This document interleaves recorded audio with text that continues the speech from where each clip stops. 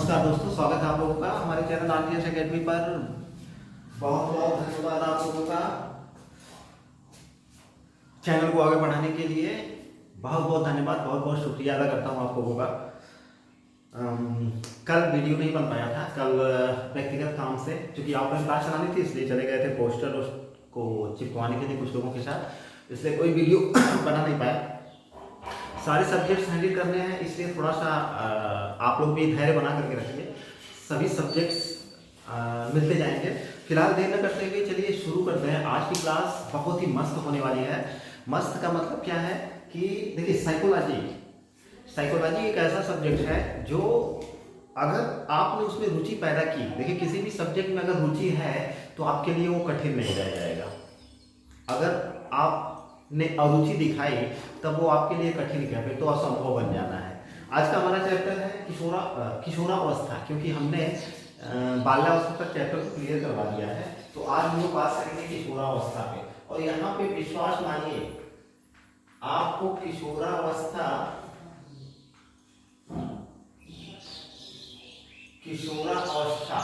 आज हम लोग सिर्फ जिक्र करेंगे परिभाषाओं पर, ठीक है। मैंने एक चीज बताया है आपको कि अगर परिभाषाएं आपकी समझ में आ गई, तो 50% आपका सीडीपी तैयार, साइकोलॉजी तैयार। परिभाषाओं में गुण रहस्य छुपे होते हैं, उनको समझना पड़ता है। उनको आपने समझ लिया तो आपका, मैंने बोला एक बार नहीं बार बार बोलता हूँ कि 50% आपकी समस्या एकदम से सॉल्व हो जाएगी। तो किशोरावस्था की सारी परिभाषाएं मैं क्लियर करवा दूंगा इस वाले वीडियो में। वीडियो को ध्यान से देखिए। सीटेट टेट या सुपर टेट देने वाले लोग, केवीएस वाले या बीएड भी दे रहे हैं तब भी, क्योंकि यहाँ से क्वेश्चन आते जाते हैं। तो सबसे पहले हम लोग जानेंगे किशोरावस्था है क्या, और किशोरावस्था है क्या, इस शब्द की उत्पत्ति कहाँ से आया, और इसके बाद इसकी मेन परिभाषाएं क्या है। लगभग 8 से 10 परिभाषाओं पर हम लोग जाएंगे, क्योंकि परिभाषाओं को मैंने इसलिए उठाया हुआ है 8 से 10 परिभाषाएं, क्योंकि परिभाषाओं से क्वेश्चन बनता है इसलिए। ठीक, चलिए पहले देखते हैं कि ये जो किशोरावस्था है, किशोरावस्था को अंग्रेजी में क्या कहते हैं। पाला फैक्ट आपका बन जाता है, पाला फैक्ट हमारा बन जाता है कि किशोरावस्था को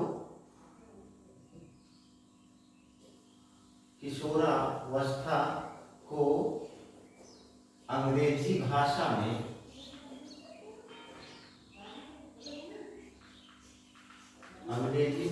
में एडोलसेंस क्या बोला जाता है। एडोलसेंस, ADOLESCE,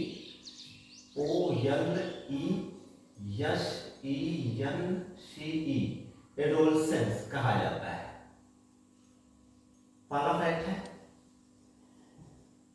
और सबसे मेन चीज जो आती है कि सारे शब्द जो है लैटिन यूनानी भाषा से निकल करके आते हैं, एक आश्चर्य का विषय है। दूसरा फैक्ट जो इसका बनेगा कि ये जो एडोलसेंस शब्द है, यानी एडोलसेंस जो शब्द है, शब्द यूनानी भाषा के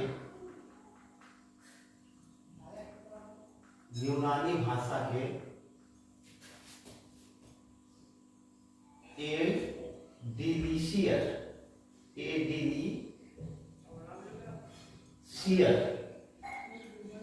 अंग्रेजी से देख लीजिए, ADOLESCERE से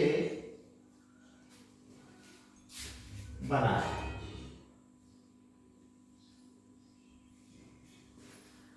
दो फैक्ट। सबसे पहले हमको ये जानना था कि भैया ये जो शब्द आया हुआ है किशोरावस्था जिसको हम बोलते हैं, यह कहां से आया हुआ है, अंग्रेजी में इसको क्या कहते हैं। ठीक है, तो ये वाला फैक्ट एग्जाम में आप पेपर उठा करके देख लीजिए, पूछा हुआ है कि अंग्रेजी भाषा में इसको क्या बोलते हैं। आप किशोरावस्था को क्या बोलते हो, एडोलसेंस बोलते हो। क्या बोलते हो, एडोलसेंस बोलते हो। और जो एडोलसेंस शब्द आया हुआ है, यह कहां से आया हुआ है, अंग्रेजी भाषा में कहां से आया, ये यूनानी भाषा के किस शब्द से आया, एडिलिशियर से बना हुआ है। तो यहाँ से क्वेश्चन करेगा कि किस शब्द से आया, कहाँ से बना है, तो आराम से आप ऑप्शन में टिक कर ले जाओगे। दोनों ही बहुत ही आयामी है। ठीक है, तो इस चीज को हमने देख लिया कि किशोरावस्था जो है का मतलब शब्द की उत्पत्ति अंग्रेजी में इसको क्या कहते हैं, और इस अंग्रेजी शब्द में इसको जब एडोलसेंस बोलते हैं तो एडोलसेंस जो शब्द आया ये कहाँ से आया, यूनानी भाषा के एडिलिशियस से आया। ठीक है, तो ये वाला फैक्ट आपको क्लियर होना चाहिए। अब अगले फैक्ट में चलेंगे। एक फैक्ट मैं और बताना चाहता हूँ कि अगर, हालांकि परिभाषा नहीं है, अगर बाल्यावस्था, इसको मैं यहाँ पे इसलिए जिक्र कर रहा हूँ, आपकी समझ बाद में आ जाएगा। बाल्यावस्था निर्माण का काल अगर है, निर्माण का काल, तो किशोरावस्था, तो किशोरावस्था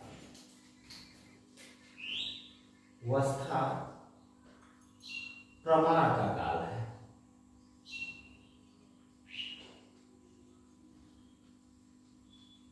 समझ में बात आ रही है?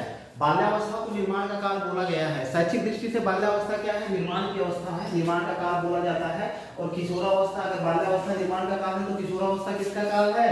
तुरंत ऑप्शन मारेंगे, प्रमाण का काल है। कैसे प्रमाण का काल है, कैसे है, इसको क्लियर करिए भैया। प्रमाण का काल है मतलब सीधी सी बात है यार कि किशोरावस्था में ही लगभग सभी प्रकार के विकास, जो शारीरिक, सामाजिक वगैरह जितने भी विकास, मानसिक जितने भी विकास होते हैं, हो जाते हैं। लगभग बालक में नहीं रह जाता है, किशोर नहीं रहता, परिपक्व हो जाता है।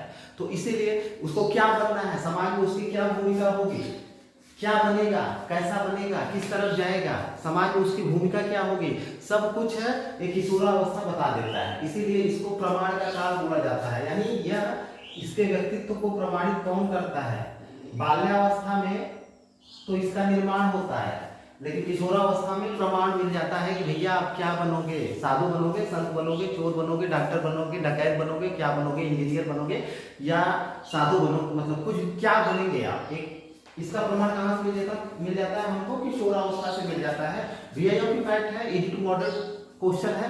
तो अगर पूछे कि बाल्यावस्था प्रमाण की अवस्था कौन सी है, तुरंत ऑप्शन मारेंगे आप किशोरावस्था है, क्योंकि बाल्यावस्था में बालक में कई सारी चीजों का विकास होता रहता है, हाँ, और उसमें बदलाव की संभावना, मैंने पिछले वीडियो में बताया था कि बाल्यावस्था में कई सारी चीजें विकसित होती है, वह उसका परिवर्तन कहाँ पे होता है, यहीं पे होता है, और लगभग परिपक्वता यहीं पे आ जाती है साइकोलॉजिस्ट के अनुसार। तो बालक किशोर अपने व्यक्तित्व से प्रमाणित कर देता है कि उसकी समाज में आगे चल करके क्या भूमिका होगी या हो सकती है, वह क्या बनेगा। ठीक है, अब चलते हैं हम, अब सबसे मेन फैक्ट पर चलेंगे परिभाषाओं पर। परिभाषाओं में नंबर पहली परिभाषा हम देखेंगे वीआईएम की परिभाषा। स्टेनले हाल, बहुत ही एमपी है। स्टेनले हाल ने इसको किशोरावस्था को किस रूप में बताया है?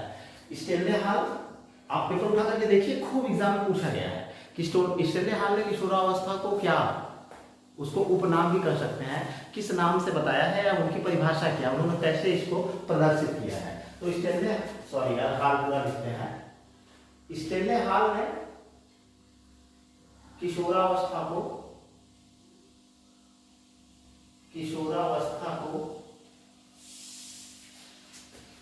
पहला तनाव,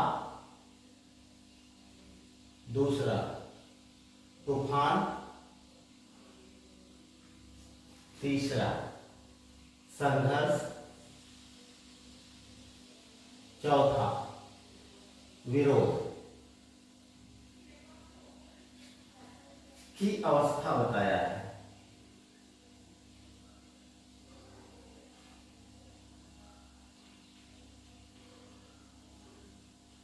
वीआईओ फैक्ट है कि साइकोलॉजिस्ट ने यह कहा कि किशोरावस्था तनाव, तूफान, संघर्ष और विरोध की अवस्था है। तुरंत आपका ऑप्शन जाएगा स्टेनले हाल ने कहा है। इसको थोड़ा क्लियर करते हैं। स्टेनले हाल आपको हर समय याद होने चाहिए कि स्टेनले हाल की परिभाषा क्या है, और इन्होंने किशोरावस्था के ऐसे पूछ सकता है कि कितने तत्व बताए हैं, तो आपका ऑप्शन जाएगा 4 तत्व बताए हैं, या कितनी विशेषताएं बताई हैं, तो आपका ऑप्शन जाएगा 4 विशेषताएं बताई हैं। जैसे ही पूछेगा वैसे, ठीक है। और इन चारों में ऐसे क्वेश्चन करेगा कौन सा शामिल नहीं है, तो त से तनाव, त से तूफान, स से संघर्ष, व से विरोध, 4 चीजें हैं। चारों को आपको अपने दिमाग में फिट करके रखना है।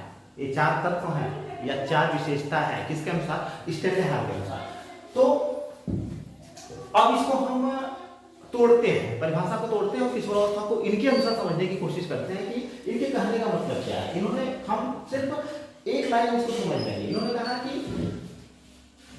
किशोरावस्था तनाव, तूफान, संघर्ष और विरोध की अवस्था है। ठीक है, तो ये तो आपको पता हो गया किसने कहा, लेकिन अब इसको हम समझने का प्रयास करते हैं कि क्यों कहा, कार्य कारण संबंध जोड़ करके देखते हैं। तो इसका सबसे बड़ा रीजन आपको निकल करके सामने आएगा कि इसमें जो है शारीरिक, मानसिक विकास इसमें, और कह सकते हैं हम कि आंतरिक बाह्य वातावरण, इन्हीं के बीच में तनाव, तूफान, विरोध और संघर्ष होता रहता है। इसके बीच में शारीरिक और मानसिक अब जैसे मान लीजिए शारीरिक और मानसिक जो विकास होता है, इसमें तनाव होगा, तूफान होगा, संघर्ष होगा, विरोध होगा, ये चीज। ठीक है, अच्छा, इसको भी हम मतलब नॉर्मलाइजेशन इसका करते हैं, तो इसको हम दो भागों में बांट सकते हैं, आंतरिक और बाह्य।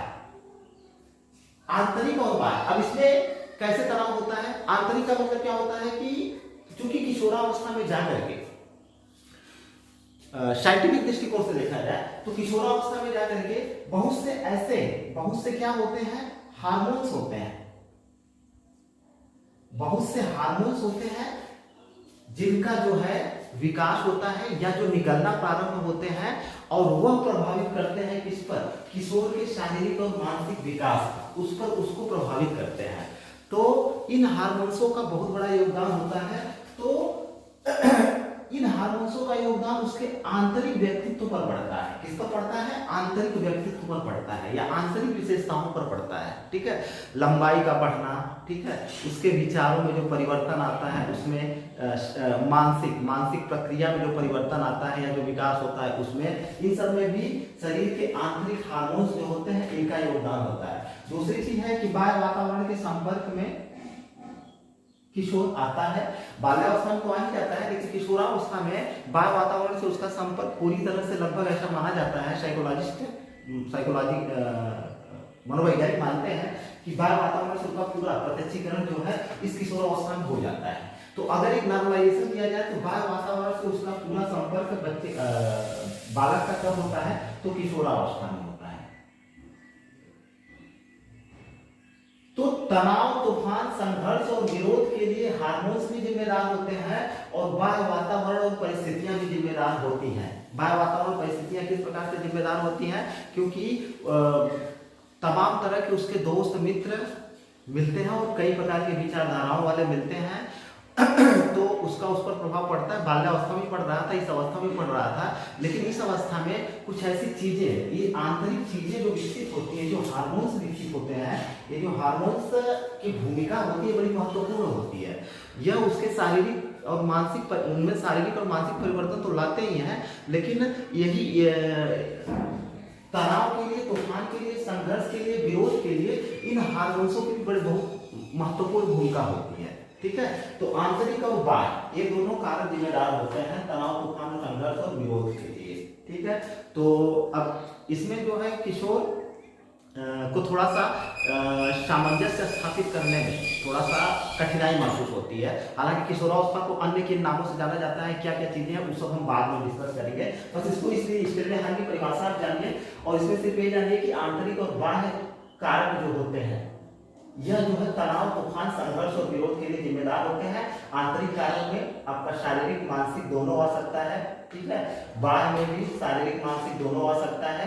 तो हार्मोन्स जो होते हैं आंतरिक होते हैं, क्योंकि इनका स्राव जो होता है कुछ आंतरिक ग्रंथियों से होता है और ये हार्मोन्स, कुछ विशेष हार्मोन्स किशोरावस्था में ही निकलते हैं और वही हार्मोन्स बच्चे किशोरों को मतलब इस तरफ लेके जाते हैं, तनाव की तरफ, तूफान की तरफ, संघर्ष की तरफ या विरोध की तरफ।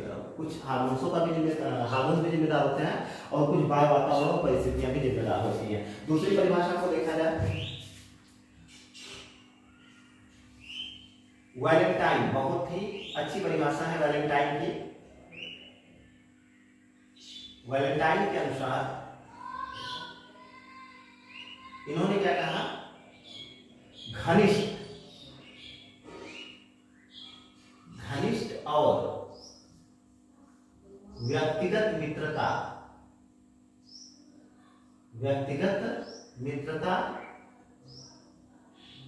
उत्तर किशोरावस्था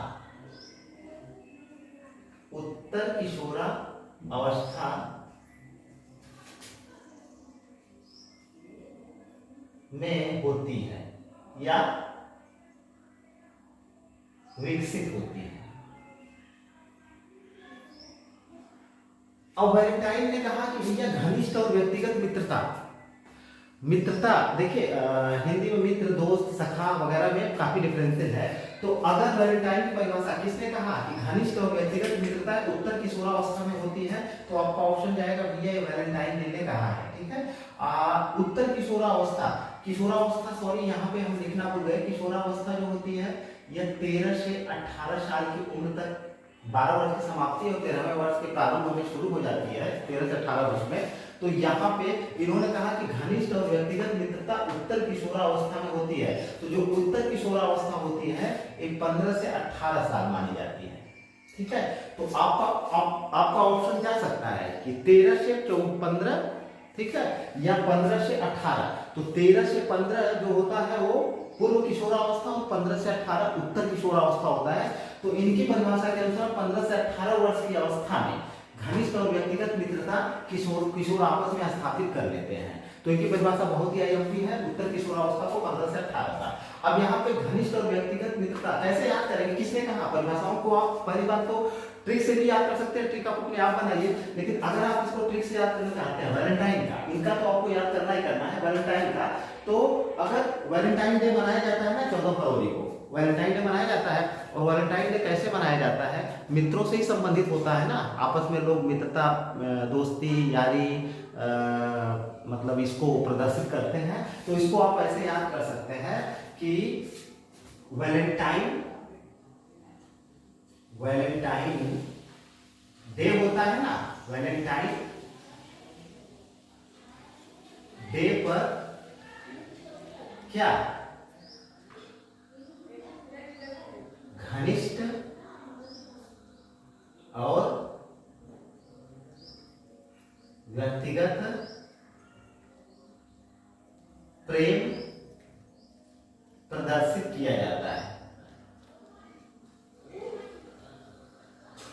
तो आपको याद करने में वैलेंटाइन की परिभाषा थोड़ी सी भी दिक्कत नहीं होगी। वैलेंटाइन को वैलेंटाइन डे से याद करके रखिए, और वैलेंटाइन डे के बारे में सबको पता है। तो घनिष्ठ और व्यक्तिगत, जो आपका ज्यादा व्यक्तिगत है और जो आपका घनिष्ठ ज्यादा घनिष्ठ है, तो वैलेंटाइन डे पर उसको आप कुछ ना कुछ गिफ्ट करते हो ना। घनिष्ठ और जो आपका सबसे मतलब करीबी होता है, तो वैलेंटाइन को ऐसे आप याद करके रख सकते हो, बहुत आराम से याद हो जाएगा। वैलेंटाइन डे पर घनिष्ठ और व्यक्तिगत प्रेम प्रदर्शित किया जाता है। ठीक, तो ऐसे याद करके रखिए, क्योंकि उन्होंने क्या कहा है कि घनिष्ठ और व्यक्तिगत मित्रता उत्तर किशोरावस्था, इसको आप ध्यान में रखिएगा, उत्तर किशोरावस्था में होती है। तो चलिए 2-3 परिभाषाएं, 2 परिभाषाएं हमने ट्रिक के साथ इसको याद कर रखी है और इसको हमने समझ लिया। ठीक है, चलिए अगली परिभाषा को देखते हैं। आज परिभाषा वाले चैप्टर को हमको क्लोज करना है, फिर हम लोग चलेंगे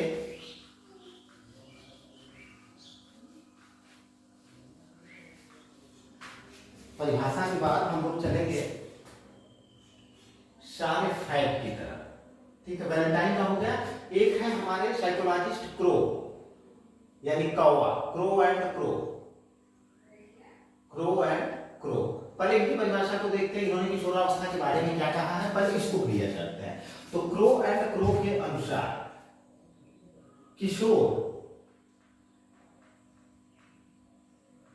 ही वर्तमान की शक्ति और भावी जीवन की आधारशिला है।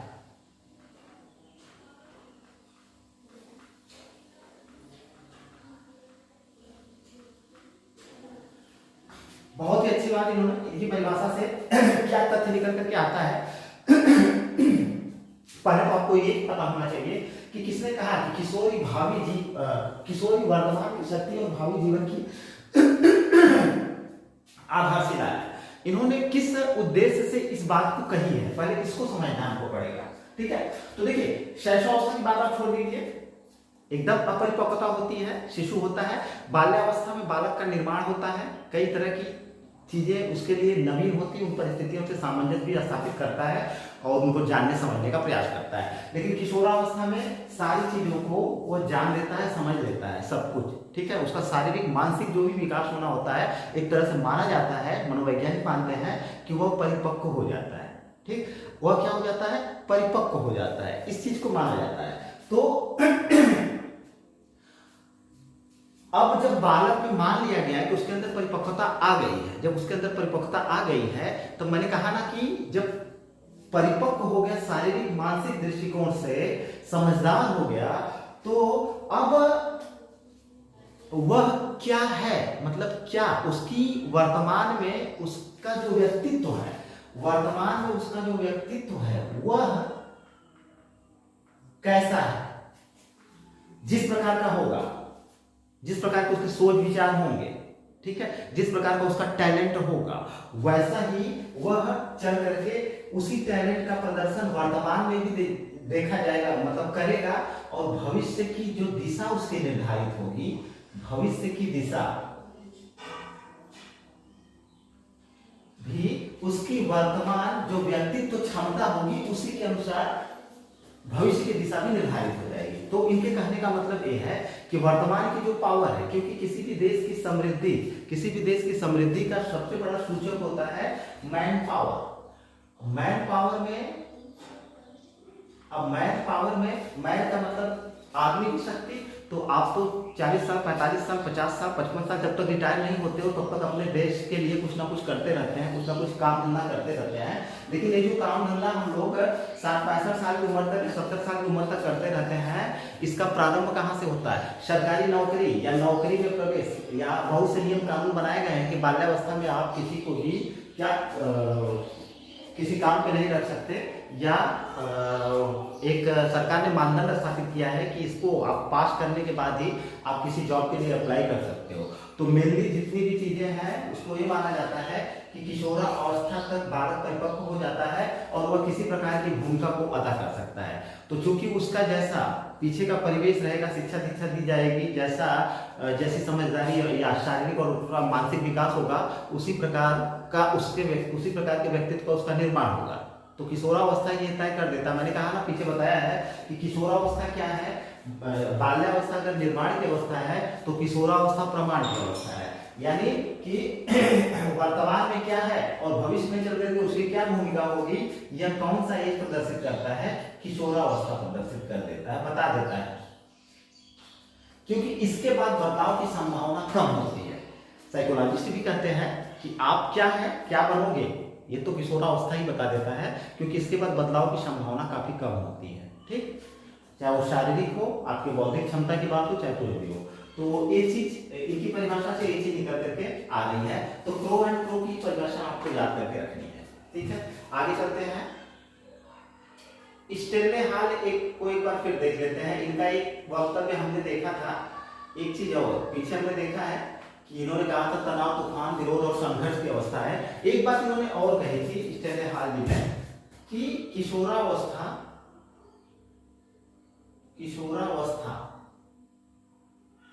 एक नया जन्म है,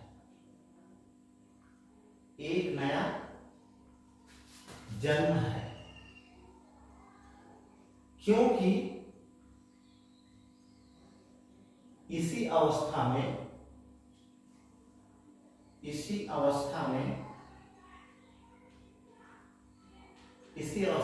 उच्चतर व श्रेष्ठतर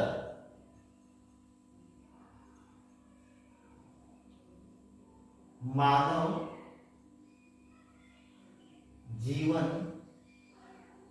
या गुणों के दर्शन होते हैं।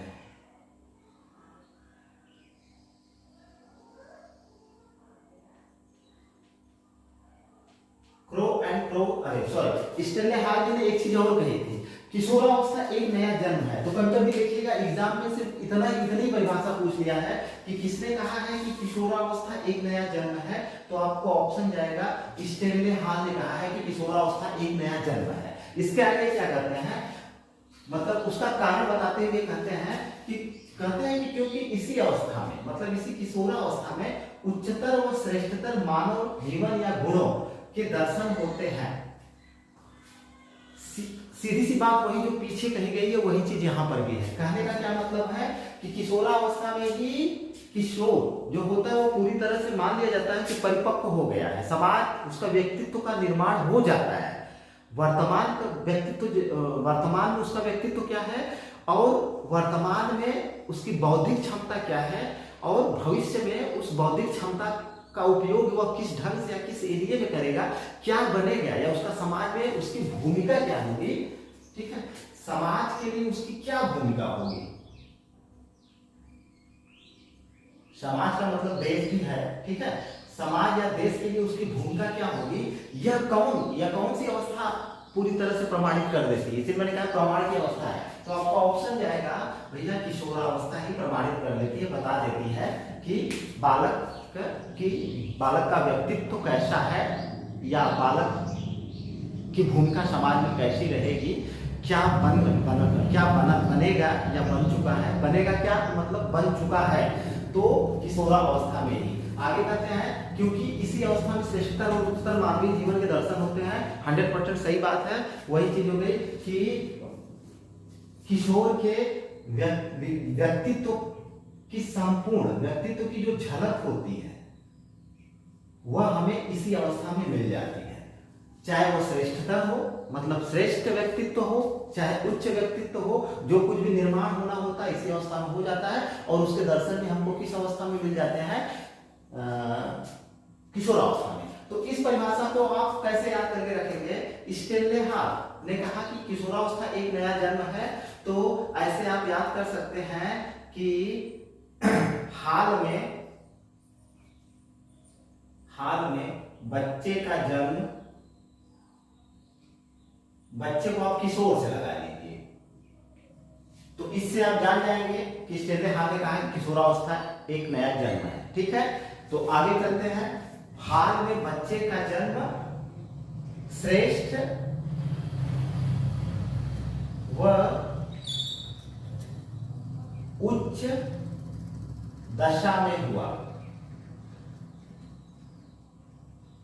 अब इसका मतलब आप एक ट्रिक बना लो भैया, तो श्रेष्ठतर अगर श्रेष्ठ और उच्च की बात आ रही है तो तुरंत ऑप्शन ऑफ मारिए कि ये स्टेनले हॉल की परिभाषा है। मतलब हाल में बच्चे का जन्म श्रेष्ठ और उच्च परिस्थिति में या दशा में हुआ, मतलब हाल की जो परिस्थिति या दशा स्थिति है बढ़िया है। बच्चे को जन्म लेना है हॉस्पिटल में नहीं, आपके घर पे ही हाल में, तो उसकी कैसी स्थिति होगी, आप साफ सफाई रहेगी हाल की, और उस परिस्थिति के मतलब जन्म के अनुसार आप परिस्थिति का निर्माण करोगे तो श्रेष्ठ ही रहेगी, अच्छी परिस्थिति रहेगी।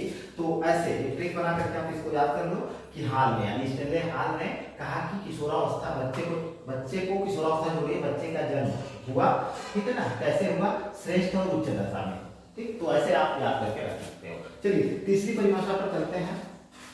स्टेनले हॉल की हो गया, एक है वीएफ स्किनर। वीएफ स्किनर ये साइकोलॉजिस्ट क्या कहते हैं कि इनकी परिभाषा बहुत आयामी नहीं है। किशोरों के निर्णय करने का अनुभव नहीं होता।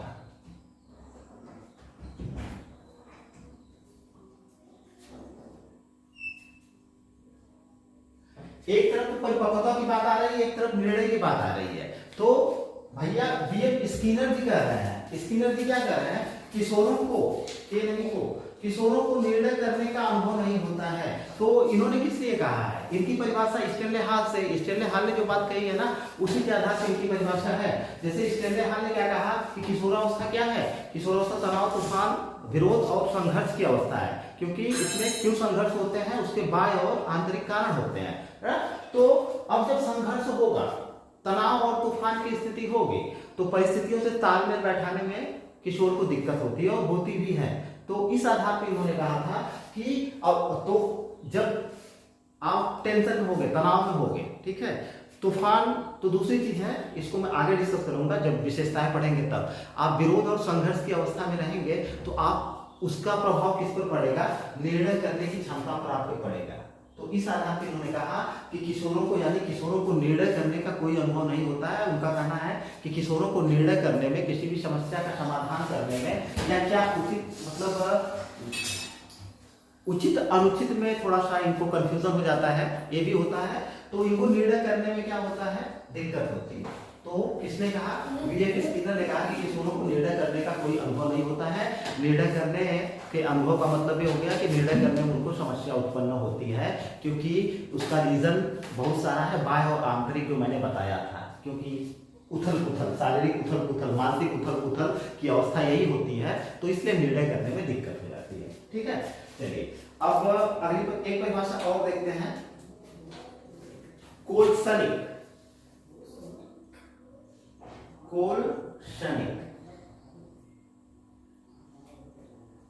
कोल्सनिक कहते हैं किशोर, एक आसान सी परिभाषा है, किशोर प्रौढ़ों को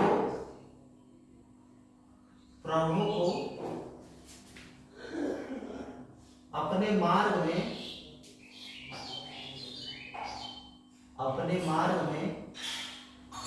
बाधा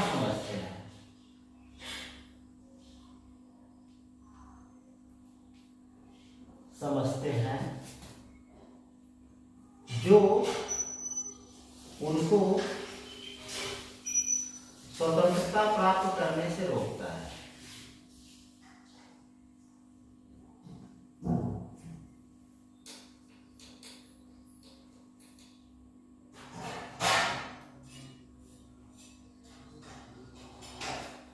अच्छा, एक चीज यहां से, पहली चीज तो परिभाषा को पहले देख लेते हैं कि किसने कहा कि किशोर जो है, कोल्सनिक ने कहा है कि किशोर प्रौढ़ों को, यानी कि हम जैसे लोग, हम लोग प्रौढ़ावस्था में मान लीजिए हैं, तो प्रौढ़ों को अपने मार्ग में क्या समझते हैं, बाधा समझते हैं। क्यों? क्योंकि उनकी स्वतंत्रता प्राप्त करने से रोकते हैं। ये देखिए, एक चीज याद, बहुत ही कॉमन सा फैक्ट है कि किशोरावस्था में किशोर जो है अधिक से अधिक कैसा रहना चाहता है, स्वतंत्र रहना चाहता है। ठीक है, और सबसे अधिक गलतियां अगर बाल्यावस्था में करता है तो किशोरावस्था में भी गलतियां करने की संभावना या गलत दिशा में जाने की संभावना उसकी सबसे ज्यादा बढ़ जाती है इस अवस्था में। तो चूंकि जो प्रौढ़ होते हैं, उनके अभिभावक होते हैं, वह जानते हैं, उस परिस्थिति से गुजर चुके हैं, उनके पास अनुभव होता है, तो उस कई कार्यों के लिए या कुछ चीजों के लिए जो कि गलत हो सकते हैं या उनके लिए हार्मफुल हो सकते हैं, अनैतिक हो सकते हैं, उसके लिए रोकते हैं। तो प्रौढ़ जो है इसको बर्दाश्त नहीं कर, किशोर इसको बर्दाश्त नहीं कर पाते हैं। वो उनको सोचते हैं, उसको दूसरे ढंग से मतलब हैंडल करते हैं। वो सोचते हैं कि ये लोग जो है, मैं जो करना चाहता हूँ उसमें जो है लोग रुकावट बन रहे हैं। ठीक है, लेकिन प्रौढ़ों के पास अनुभव होता है, वो अपने अनुभव के हिसाब से उनको सही दिशा देने का प्रयास करते हैं। लेकिन किशोर को लगता है कि मैं जो कर रहा हूँ सही है। ठीक, तो वो अधिक से अधिक स्वतंत्र रहना चाहते हैं। कौन? किशोर। एकदम आप समाज में रहते हैं तो समाज में आराम से देखते होंगे, किशोरावस्था से आप भी गुजरे होंगे, हम लोग भी गुजरे हैं, तो हम लोगों के अंदर भी ये सब भावना थी। हमने भी देखा कि कई सारी चीजें जिसको हम अधिक से अधिक हम लोग स्वतंत्र रहना चाहते थे, और कई चीजों को हम लोग जो करना चाहते थे या करते थे तो हमको लगता था कि सही है, और अधिक से अधिक अधिक से अधिक स्वतंत्र रहना चाहते थे। मतलब किसी प्रकार का दबाव हम लोग बर्दाश्त नहीं करते थे, घर की रोक टोक या किसी बड़े की रोक टोक हमको अच्छी नहीं लगती थी। तो वो ये वाली चीज इनकी बहुत ही अहम की है, इन्होंने कहा है। ठीक, तो इस परिभाषा को आप, कोल्सनिक की परिभाषा को आपको याद करके रखना है। किसने कहा है कि प्रौढ़ों के मार्ग में बाधा समझते हैं। इसको एक टिक हल्का सा बना करके आप याद कर सकते हैं। सैनिकों, मान लीजिए सैनिकों में किशोरों की भर्ती करें।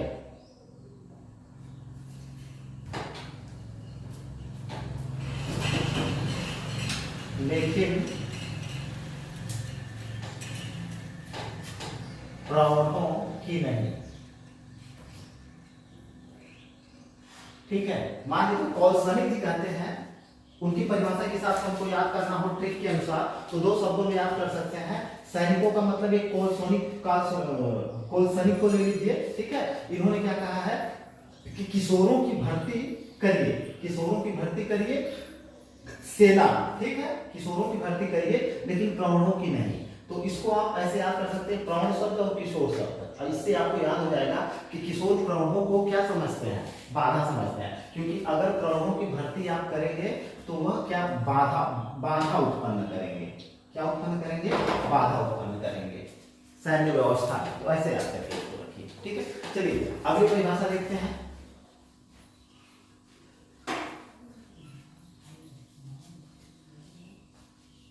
स्टेनले हाल की एक परिभाषा और है, बहुत ही आई उनकी। स्टेनले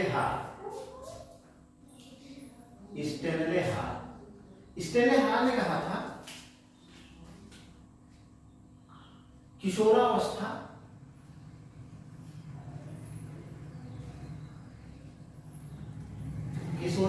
में अपराध प्रवृत्ति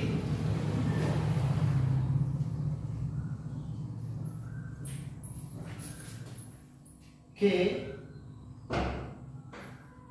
विकास का नाजुक समय है।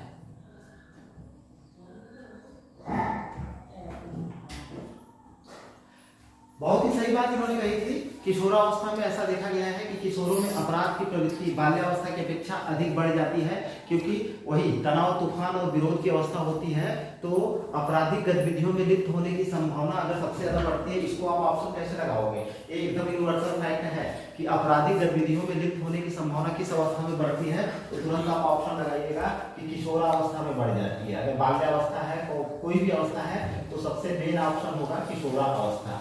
अपराध में आपराधिक प्रवृत्तियों में लिप्त होने की संभावना किस अवस्था में बढ़ती है, किस अवस्था में होती है अधिक, तो आपका ऑप्शन होगा किशोरावस्था में। और स्टेनले हाल जी ने एकदम सही बात कही है कि किशोरावस्था में अपराध प्रवृत्ति के विकास का नाजुक समय होता है, बड़ा ही नाजुक समय होता है। क्यों? क्योंकि किशोरावस्था इन्होंने ही पहले बता दिया है कि तनाव, तूफान, विरोध और संघर्ष की अवस्था है। ऐसी अवस्था होती है कि इसमें ज्यादा से ज्यादा संभावना होती है किशोरों के गलत मार्ग पर चलने की या गलत दिशा में जाने की। तो वो गलत दिशा की तरफ भी उन्मुख हो सकते हैं। तो गलत दिशा में कई सारी आपराधिक गतिविधियां भी इनके द्वारा की जा सकते हैं, और उसमें बहुत सारी परिस्थितियां भी जिम्मेदार होती हैं। जैसे इकोनॉमिकल स्थिति, मानिए किशोरावस्था में, आगे चलेंगे विशेषताएं पढ़ेंगे तो बहुत सारी चीजें आपको देखने को मिलेंगी कि किशोरावस्था में ही इसमें जो है समझौता करने में, देखिए समझौता करने में सबसे ज्यादा दिक्कत इसी अवस्था में होती है। समझौता करने में दिक्कत सबसे ज्यादा अगर किसी अवस्था में होती है तो इसी अवस्था में होती है। किशोर की सबसे ज्यादा आवश्यकता अगर बढ़ती है तो इसी समय में आवश्यकताएं भी उसकी सबसे ज्यादा बढ़ जाती हैं। आवश्यकताएं सबसे ज्यादा इसी में बढ़ती हैं। उसका रीजन क्या है? दूसरे ढंग से मत सोचिएगा। उसका रीजन क्या है कि वह हर चीज को प्राप्त करने की कोशिश करता है। उसकी आवश्यकता बढ़ती है, वह हर चीज को प्राप्त करने की कोशिश करता है। इसमें से कुछ आवश्यकताएं जो है वांछनीय यानी सही भी हो सकती हैं, और कुछ जो है अवांछनीय भी हो सकती हैं। कहने का मतलब क्या है कि गलत भी हो सकती हैं। लेकिन अब चूंकि विरोध की अवस्था है, इसलिए वांछनीय अवांछनीय दोनों प्रकार की आवश्यकताओं की पूर्ति वो करना चाहता है। अब इसमें अगर नहीं हो पाता है, पूर्ति नहीं हो पाती है, तो वह हो सकता है कि गलत मार्ग चुन ले या रास्ता भटक जाए, या छोटे मोटे अपराध या बड़ी आपराधिक गतिविधियों में भी लिप्त हो सकता है। तो ये वाली चीज आपको याद होनी चाहिए कि किसने कहा कि अपराध की तरफ उन्मुख होने का या आपराधिक गतिविधियों में लिप्त होने का सबसे नाजुक दौर कौन सा होता है, तो आपका ऑप्शन जाएगा किशोरावस्था। कौन सा? किशोरावस्था। इसका कैसा ट्रिक बनाएंगे? स्टेनले हाल की परिभाषा मान लीजिए स्टेनले हाल है तो सिर्फ हाल से बनाइए ट्रिक। हाल में अपराधी किशोर हैं, ऐसे बना लीजिए एक ट्रिक। तो अगर आता है कि किसने कहा है कि अपराध के विकास की संभावना होती है या नाजुक संभावना होती है, तो छोटे से ट्रिक से आपको याद रहेगा कि हाल में अपराधी किशोर हैं। कैसे? अपराधी प्रवृत्ति के किशोर बैठे हुए हैं या उपस्थित हैं। तो इस तरह से आप इसको, इनकी परिभाषा याद रहेगी कि हाल में अपराधी किशोर हैं। स्टेनले हॉल ने कहा कि किशोरों में अपराध की संभावना सबसे ज्यादा बढ़ती है, नाजुक क्षण या नाजुक समय होता है। तो ऐसा करके आप इसको याद करके रखिएगा, ठीक है। और उसके कई सारे रीजन होते हैं, जब विशेषताएं पढ़ेंगे तो और भी क्लियर होता चला जाएगा सब कुछ। अब आते हैं, एक परिभाषा है विंग व हंट की। विंग व हंट, विंग व हंट ने क्या कहा था, इसको देखते हैं। इन्होंने कहा था, बड़ी अच्छी बात कही थी, किशोरावस्था को व्यक्त करने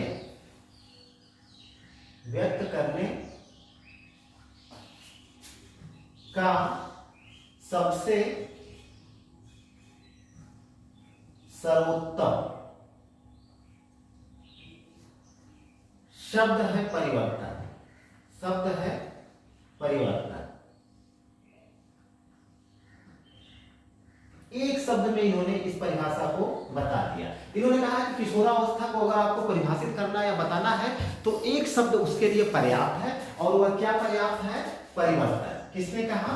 विंग व हंट ने कहा। बहुत ही आईएमपी परिभाषा है, पूछी गई परिभाषा। इसको आपको याद करके रखना है कि किसने किशोरावस्था को परिवर्तन की अवस्था कहा है, ठीक है। उसका सबसे बड़ा रीजन क्या है कि इसी अवस्था में सबसे ज्यादा परिवर्तन देखने को मिलते हैं। अगर क्वेश्चन करें कि किस अवस्था में, चाहे वो कोई भी परिवर्तन हो, शारीरिक मानसिक, चाहे शारीरिक हो चाहे मानसिक हो, या जैसे ऑप्शन दे, शारीरिक हो चाहे मानसिक हो, या आंतरिक हो चाहे बाह्य हो, आंतरिक हो चाहे बाह्य हो, इस सब सबसे अधिक परिवर्तन अगर होते हैं तो किस अवस्था में होते हैं? आप तुरंत ऑप्शन मारिए, किशोरावस्था में होते हैं।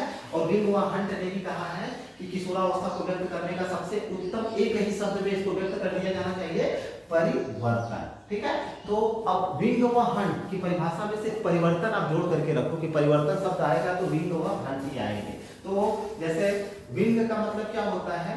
विंग का अगर हिंदी रूपांतरण करें तो उसका अर्थ आप पंखे या उड़ान से भर सकते हैं कि उड़कर शिकार। हंट शिकार, हंटिंग होता है ना, या शिकारी। उड़कर शिकारी,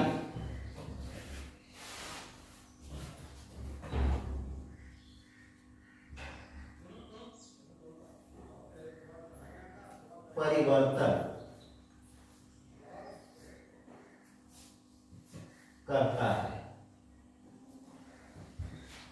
या विंग व हंट में परिवर्तन, एक शब्द जोड़िए, विंग व हंट में परिवर्तन।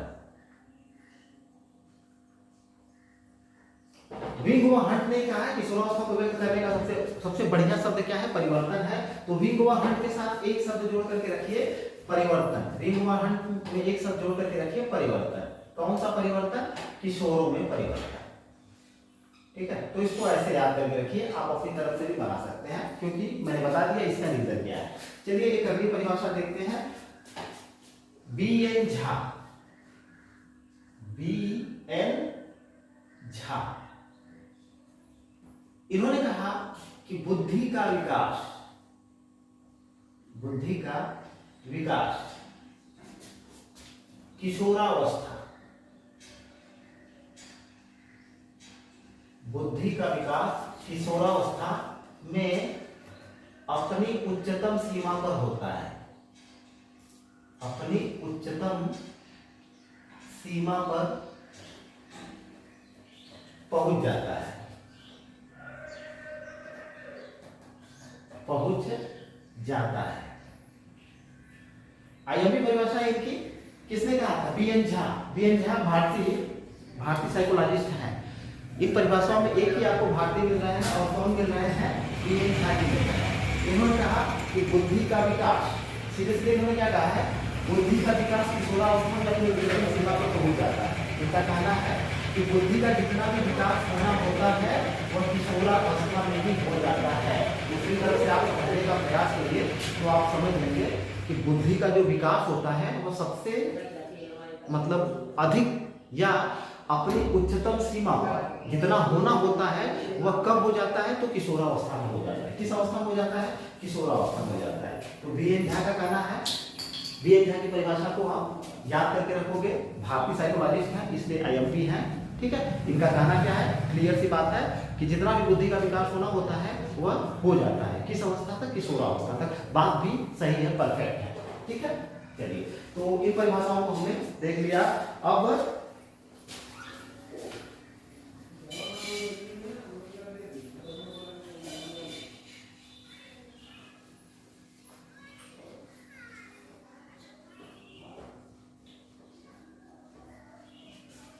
अब आते हैं रॉस। एक रॉस भी बहुत ही अयंती है। रास ने क्या कहा था? इसको तो आपको एकदम याद करके अपने दिमाग में रखना है। रास की परिभाषा को, VIMP परिभाषा है। इन्होंने कहा कि किशोरावस्था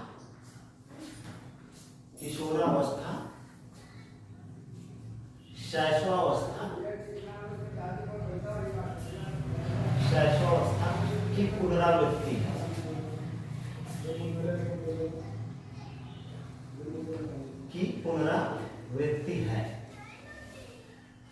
VIMP परिभाषा है, आपको इसको याद करके रखना है कि किसने कहा है कि किशोरावस्था शैशवावस्था की पुनरावृत्ति है। तुरंत आपका ऑप्शन जाएगा, रॉस ने कहा। किसने कहा था? रॉस ने कहा था। और इसने रॉस जी ने किस आधार पर कहा था? उनका सिर्फ एक आधार है, चंचलता। क्या? चंचलता। इन्होंने कहा कि जैसे शैशवावस्था में शिशु चंचल होता है, उसी तरह से किशोरावस्था में किशोर चंचल होता है। तो अगर पूछे कि रास की परिभाषा जो कही गई, रास ने जो कहा है वो किस आधार पे कहा है, तो आपका ऑप्शन जाएगा चंचलता के आधार पे कहा है, ठीक है। चलिए, रास की परिभाषा भी क्लियर हो गई। अब एक चीज और क्लियर करते हैं हम लोग। एक कमेटी गठित की गई थी, हैडो कमेटी।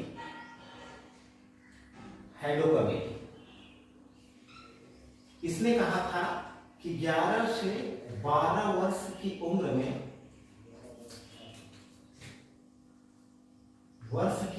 में नसों में ज्वार का उठना या उठता है,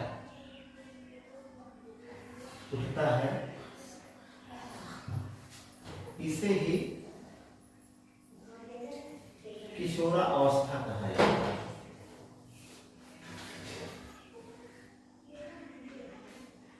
कहते हैं।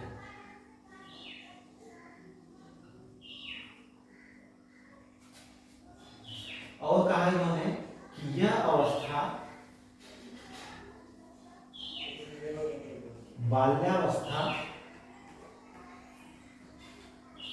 और किशोरावस्था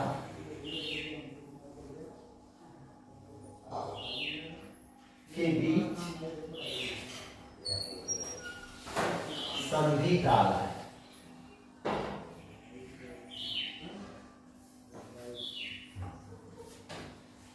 चलिए, इसको क्लियर करिए, क्लास को क्लोज करते हैं। देखिए, हैडो कमेटी आपको याद होना चाहिए।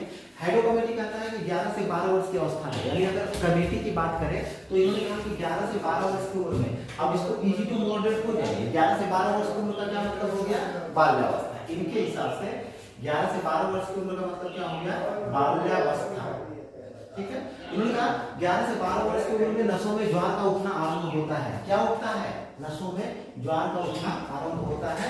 और इसी को क्या कहा जाता है? इसी को किशोरावस्था कहा जाता है। तो आपको याद होना चाहिए कि किस कमेटी ने कहा था कि नसों में ज्वार उठता है और उसी को हम किशोरावस्था कहते हैं। लेकिन इन्होंने किस उम्र में बताया था कि 11 से 12 वर्ष की उम्र में, यानी मॉडरेट का मतलब क्या हो गया कि अगर हैडो कमेटी की माने तो नसों में ज्वार जो उठता है वो बाल्यावस्था में उठता है। और इन्होंने इसको क्या कहा है? कहा कि यह अवस्था बाल्यावस्था और किशोरावस्था के बीच का संधिकाल है। क्या है? संधिकाल है। तो ये जो 11 से 12 वर्ष की उम्र है, यानी 12 वर्ष की उम्र के बाद किशोरावस्था में प्रवेश कर जाता है, तो संधिकाल की अवस्था कौन सी होगी? तो आपका ऑप्शन जाएगा 11 से 12 वर्ष।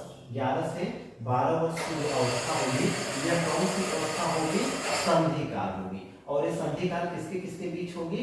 तो आपका ऑप्शन जाएगा कि किशोरावस्था और बाल्यावस्था के बीच की संधि काल की अवस्था 11 से 12 वर्ष है। ठीक है, किसके अनुसार? हाइडो कमेटी के अनुसार। और किसने कहा जो की बात किसने करी? तो हाइडो कमेटी ने करी। तो ये चीज आपकी कंफर्म होनी चाहिए। ठीक है, और एक चीज और हम क्लियर करके इसको फिर परिभाषा को हम क्लोज कर देंगे।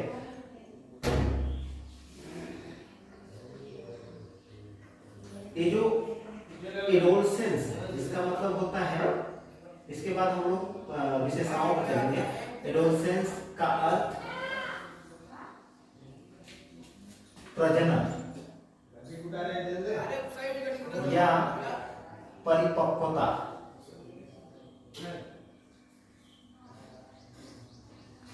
की ओर बढ़ना।